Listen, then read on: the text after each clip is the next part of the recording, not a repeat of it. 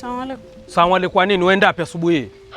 Ndio uwezi kuitikia salamu vizuri. Uenda wapi ndio swali ambalo nakuuliza. Safari zangu na mimi waziza kuhusu nini wewe? Asubuhi. Ndio hata kama ni safari asubuhi. Kwa ulikuwa unatoka saa ngapi?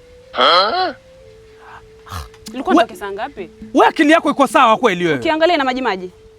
Wewe alafu mimi nikikuongelesha wewe. Nani arabi? Mna nini? Haya mna shida gani? Mkosi vita. Haya mna. Ongea naye huyu ana mdomo sana. Wewe nitakutia makofi wewe. Nyamaza. Una nini? Una shida gani? Beka mbona kukula? Una shida gani wewe? Unani? Saizi saa ngapi saizi? Saa 2 asubuhi. Saa hii saa 2 asubuhi. Wana tabia mbovu huyu. Watakaje? Saa hii saa 2 asubuhi watoto wa kike wakiamka ni wafagie wapike chai. Saa hizi mimi nitapika. Wewe uchibandika chai kuna shida yani? Utakatika mikono kwani? Hiyo ni wala Arabu, hebu nyamala wewe nao.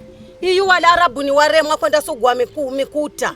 Nja uenda kazi zote akeza kaya mlicha pumziki. Uchibandika chai unde ndani. Kwa hiyo mimi nibandike chai hapa ndani ya nyumba na kuna mwanamke hapa. Sasa mbavi na unataka kubandikirwa sulo olevu tayari.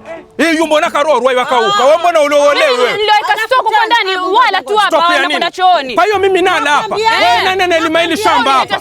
Wewe usilete ulimi wako na kutia makofi sasa mbele ya mama yako. Kulipiza. Acha ruga tafadhali. Mvumiliza godza rake. Sitaki na mwanangu. Saa 2 mtoto yatoka huyo enda zake huyo. Naenda ubandike chokoleti. Akileta mimba hapa, akileta mimba huyo. Achira mimba yani na ni mzukuru wako. Ukileta utalea wewe. Wewe na acha udimi nenda zako. Via kwa bandike chai ko ndani. Mtu mzima bori wanu wena ya mwenenu kumonera mbazi.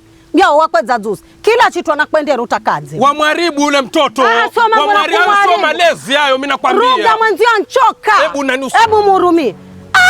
Ukafika kugeza banga malao ni. Hebu